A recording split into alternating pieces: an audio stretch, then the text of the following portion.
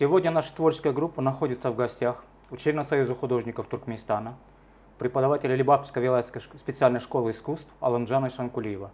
Он единственный художник в нашей стране, который работает в жанре гратографии. И поэтому первый вопрос, Алымжан, к вам. Что это за жанр? Где вы ему научились? И как долго вы в нем работаете? Гратография — это от французского слова грато. Это выцарапывать, царапывать.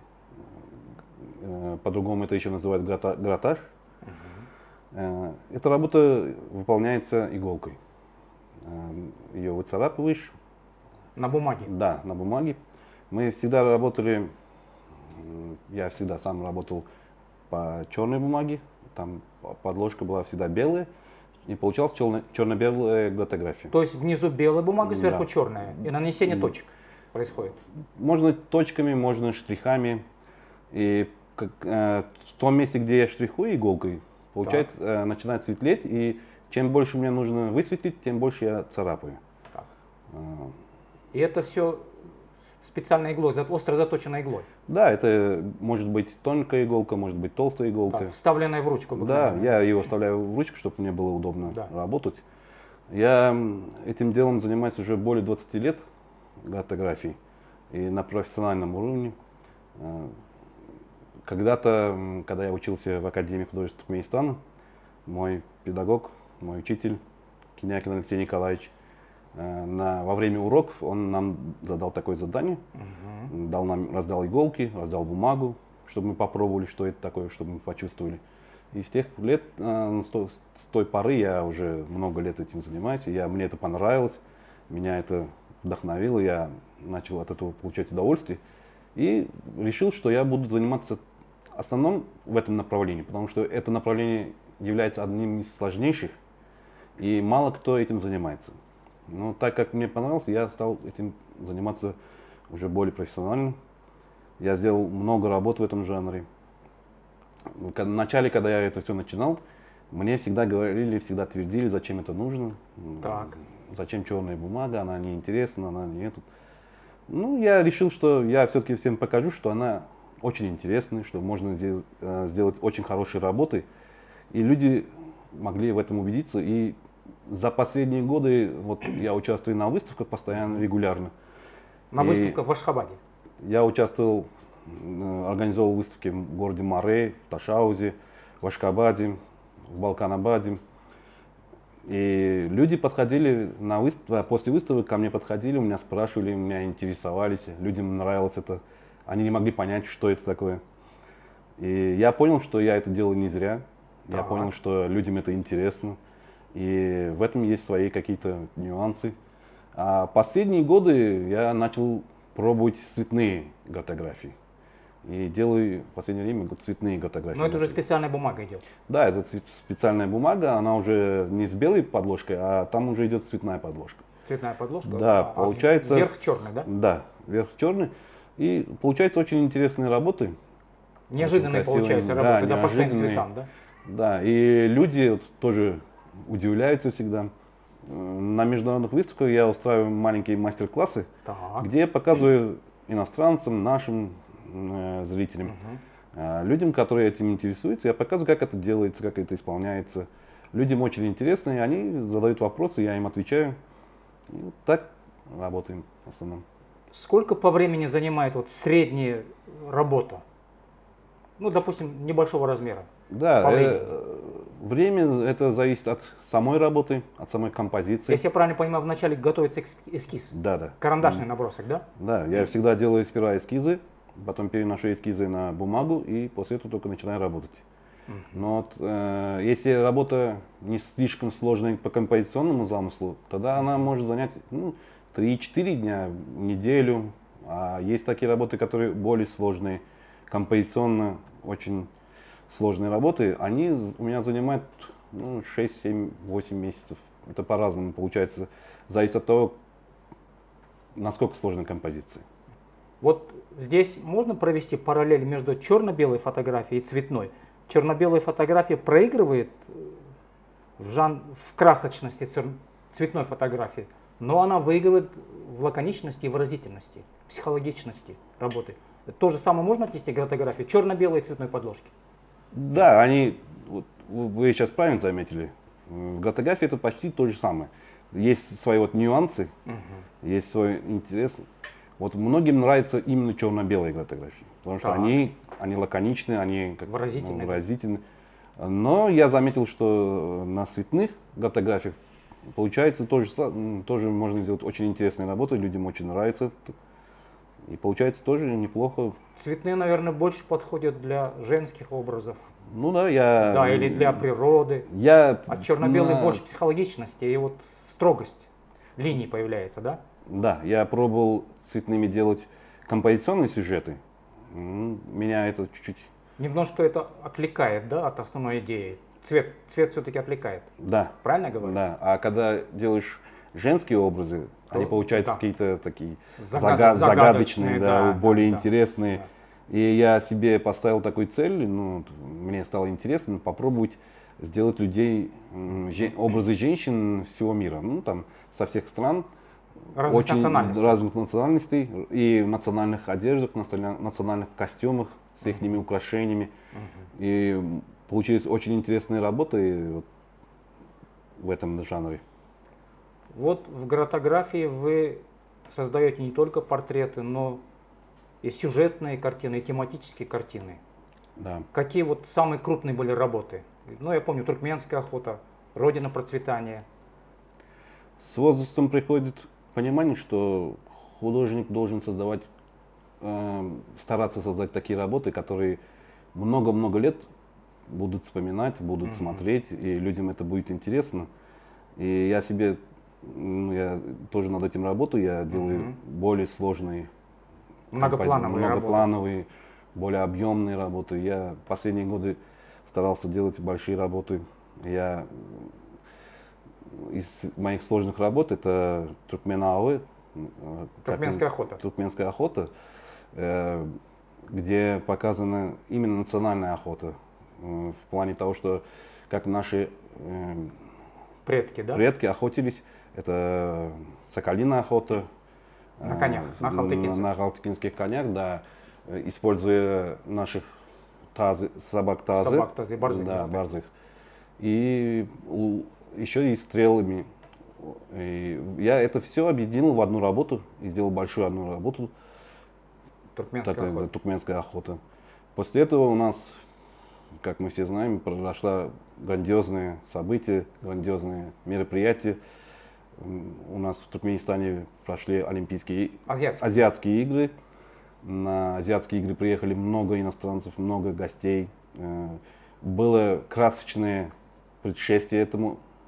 Было по всем вилаятам наши скакуны на конях, наших ахалтыкинских конях пронесли флаги Туркменистана и Азиатского комитета.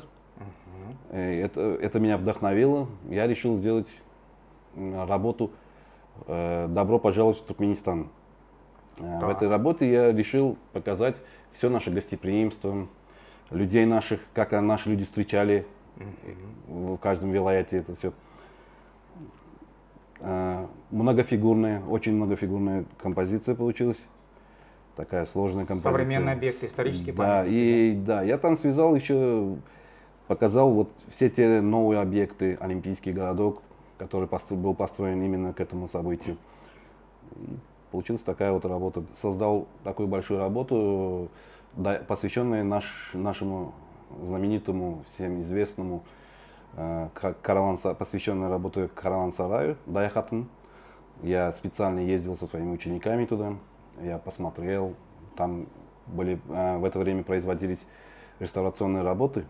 Я посмотрел это все, изучал это все заново, собирал материалы по Даяхатыну и решил сделать такую работу, где именно внутри караван-сарая, как люди сидели, как они отдыхали после долгого пути. Там. Воссоздали стоянку? Да. Я показал многонациональные людей. Караваны из разных стран, да? Караваны из разных стран и людей разной национальности,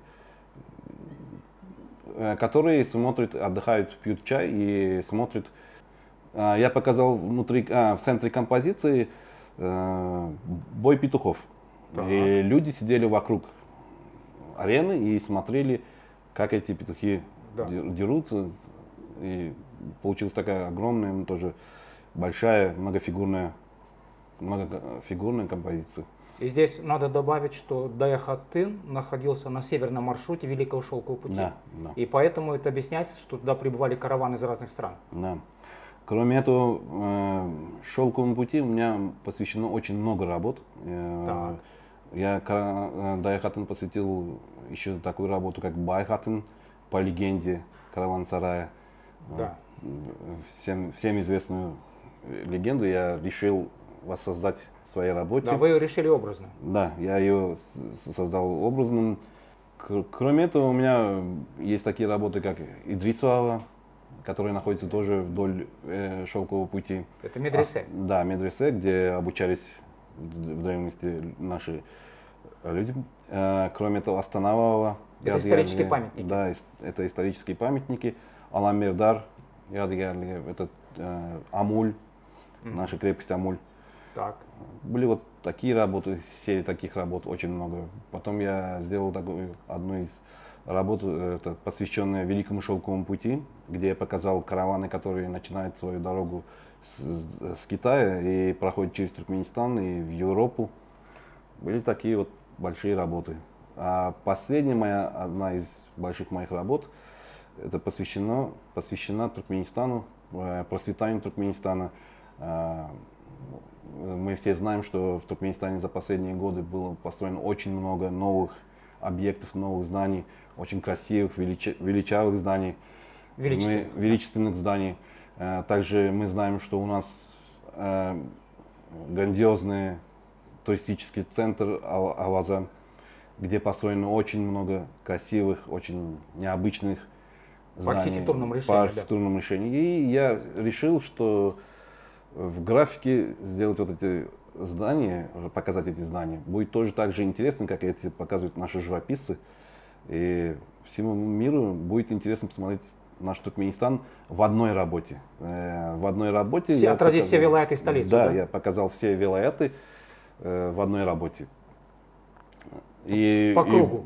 И выбрал решение, которое я до этого никогда не делал. Я выбрал круговое композиционное решение. У меня вилаяты идут по кругу. Все вилаяты идут по кругу, и здание высится в перспективе вверх. А в небе я показал туркменский гölь, ковровый узор, а вокруг него летят журавли. Кружат журавли, которые... Они что символизируют, журавли? Вот, журавли символизируют благополучие, мир, показывают приветливость туркменской земли, гостеприимство туркменской земли. И когда наши гости приезжают в Туркменистан, они могут здесь посмотреть всю вот эту красоту, которую я решил в одной работе показать. Здесь вот такое замечание возникает. До этого ваши многие работы, связанные с историческими памятниками на Шелковом пути, они нашли отражение на монументе «Светлый путь», который построили на южной окраине Туркменабада. Они там воплощены в металле, насколько я понимаю, в жанре цинкографии там, или гравюрном изображении на металле, золотистом металле. И вот в этом плане ваша вот последняя работа «Родина процветания», она вполне может украсить стены больших зданий в виде панно или под купольным изображением. Что бы вы сказали по этому поводу? Вот вы сейчас правильно заметили, я когда эту работу начал, я даже об этом не задумывался. У меня была задумка показать всю красоту туркменских вот этих новых зданий. Родину процветания. Да, родину процветания. Но чем больше в это углублялся, я очень много работал над этой работой. Более 8 месяцев у меня это заняло.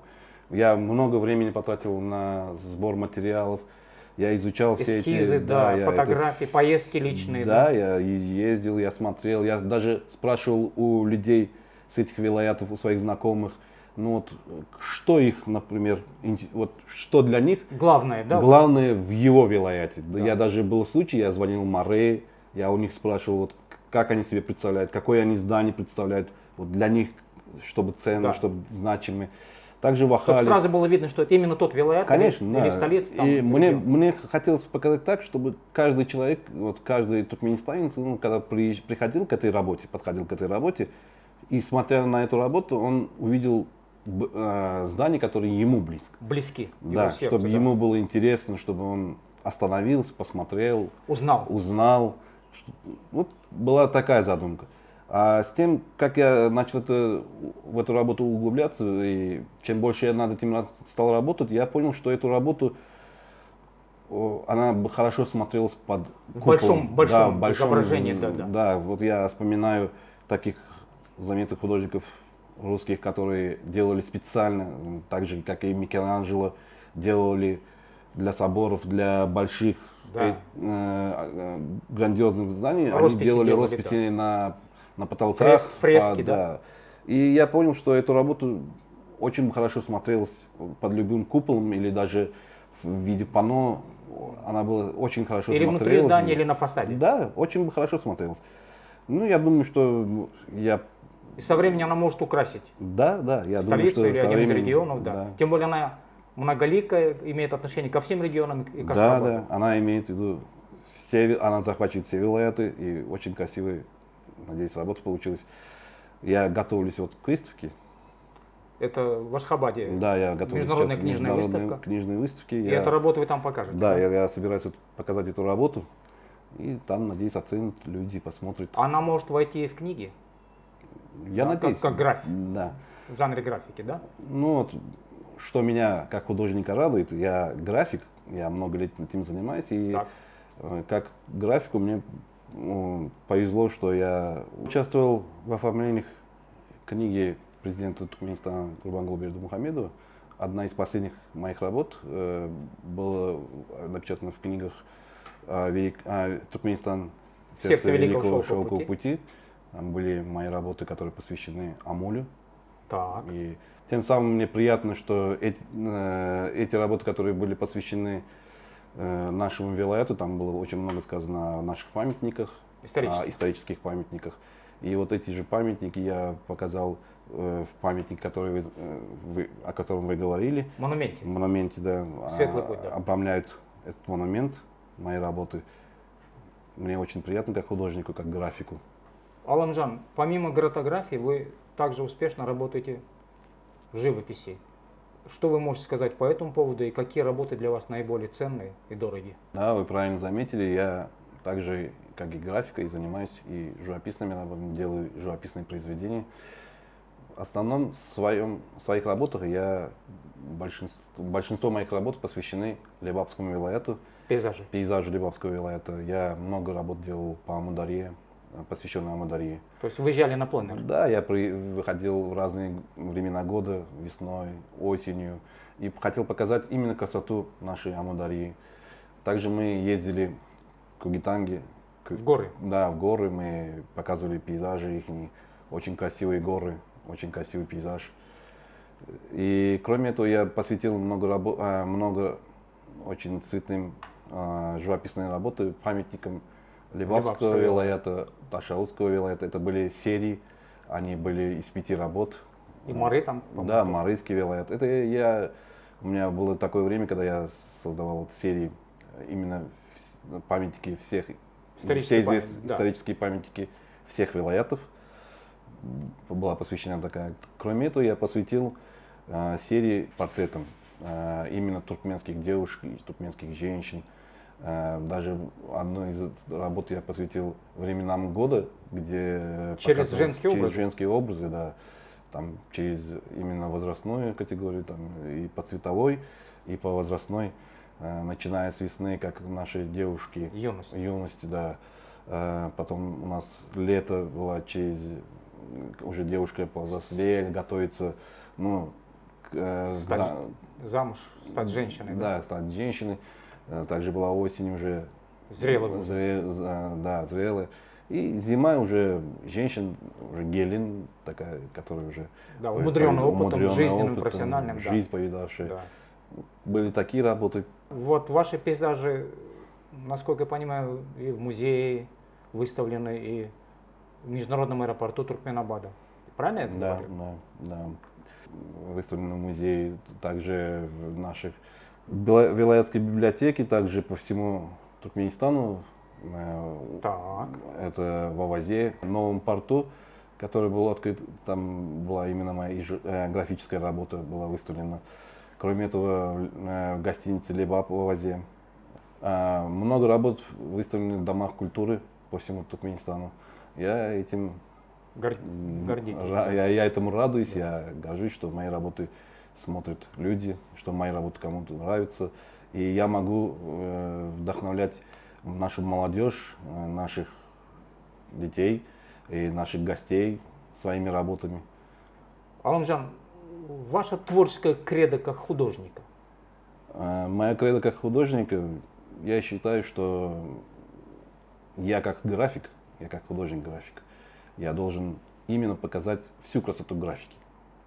У нас очень много живописцев, которые показывают в своих цветах, в своих работах так. всю красоту Туркменистана, а я как график, я считаю, что я должен показать именно И в этом жанре. графическом жанре. И в этом жанре. Чтобы наши гости, наши люди могли видеть вот эту красоту, и мы могли поднять нашу графику Туркменистана именно на мировой уровень, на международный уровень, показать на международных выставках. Через участие в международных выставках. Да, чтобы люди могли видеть, что у нас тоже есть очень хорошие графики. Что у нас это вообще есть... редкий жанр, насколько я понимаю. Да, очень мало людей занимается графикой. А гратографией гратографией единицы занимаются? Гратографией вообще, как в Туркменистане, кроме меня, профессионально никто этим не занимается. Вы не думаете, что передать свое вот это мастерство именно в жанре гратографии своим ученикам? Вы же преподаватель Лебабской Вилаятской специальной школы искусств художественного отделения. Да, из ваших учеников есть кто заинтересован в этом или какие-то первые шаги делает? Да, у меня есть ученики, которые уже постепенно, потихоньку, они спрашивают, они начинают учиться, им это уже интересно, они пробуют. И я думаю, что со временем людей, которые будут заниматься именно гратографией, будет очень много. Да. Потому что даже на выставке, когда я был в Ашхабаде, подходят ко мне студенты с училища, студенты с академии, они спрашивают, интересуются, спрашивают технологию, как это делать. Гратография — это такая вещь очень сложная, она долгими годами, долгой работой, упорством она приходит к тому, что начинаешь понимать и начинаешь видеть красоту направление, ее, да, и как надо ее правильно делать, чтобы люди понимали это. Ну, должен быть интерес, конечно, в первую очередь. Да, конечно. Без этого, без творческого азарта это невозможно создать. Аламжан, последний вопрос нашей беседы. Ваши творческие планы? Мои творческие планы, я очень много участвую в выставках по Туркменистану. Так. Вот, собираюсь еще на одну выставку. Это будет в ноябре? Да, в ноябре. Я хотел бы поучаствовать на международных выставках, поехать куда-нибудь. Представить искусство именно Туркменистана? показать нашу графику, именно туркменскую гратографию. Потому что я, когда участвую на международных выставках, ко мне подходят иностранные художники, иностранные туристы, иностранцы. Даже они удивляются, что это такое. Они у меня всегда спрашивают, а что это такое? Да. Почему? Ну, такая работа необычная. И как она выполнена, да. Да, они не могут понять, что за технология. Да. И я им объясняю, показываю. И мне кажется, что было бы интересно вот именно на выставках показать всю нашу красоту, именно всю нашу графику и через эти работы. Аламжан, спасибо за беседу. Примите пожелания новых творческих успехов. Спасибо. И участие в международных выставках. Спасибо большое.